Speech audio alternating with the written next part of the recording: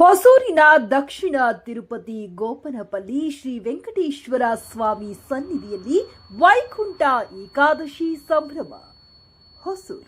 ಹೊಸೂರಿನ ದಕ್ಷಿಣ ತಿರುಪತಿ ಎಂದು ಪ್ರಸಿದ್ಧಿಯಾಗಿರುವ ಗೋಪನಪಲ್ಲಿ ಶ್ರೀ ವೆಂಕಟೇಶ್ವರ ಸ್ವಾಮಿ ದೇವಾಲಯದಲ್ಲಿ ವೈಕುಂಠ ಏಕಾದಶಿ ಹಬ್ಬವನ್ನ ಭಕ್ತಿ ಭಾವದಿಂದ ಹಾಗೂ ವಿಜೃಂಭಣೆಯಿಂದ ಆಚರಿಸಲಾಯಿತು.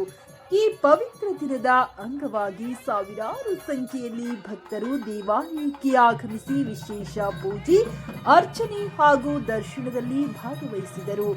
ವೈಕುಂಠ ಏಕಾದಶಿ ಎಂದರೆ ಚಂದ್ರಮಾನ ಕ್ಯಾಲೆಂಡರ್ನ ಪ್ರತಿ ಪಾಕ್ಷಿಕದ 11ನೇ ದಿನವಾಗಿದ್ದು, ಈ ದಿನವನ್ನ ಭಗವಾನ್ ವಿಷ್ಣುವಿಗೆ ಅರ್ಪಿಸಿಕೊಂಡು ಉಪವಾಸ, ಪ್ರಾರ್ಥನೆ ಮತ್ತು ಭಕ್ತಿ ಕಾರ್ಯಗಳಲ್ಲಿ ತೊಡಗುವುದು ವಿಶೇಷವಾಗಿದೆ.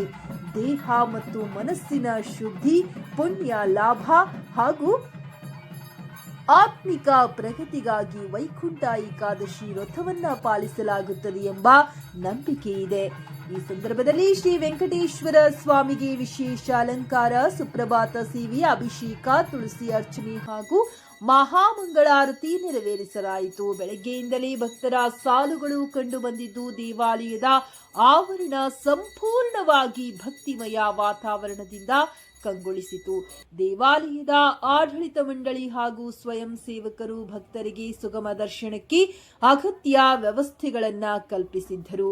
ಏಕಾದಶಿ ಸಂಭ್ರಮವು ಶಾಂತಿ, ಭಕ್ತಿ ಹಾಗೂ ಆಧ್ಯಾತ್ಮಿಕ ಉಲ್ಲಾಸದೊಂದಿಗೆ ಸಂಪನ್ನವಾಯಿತು.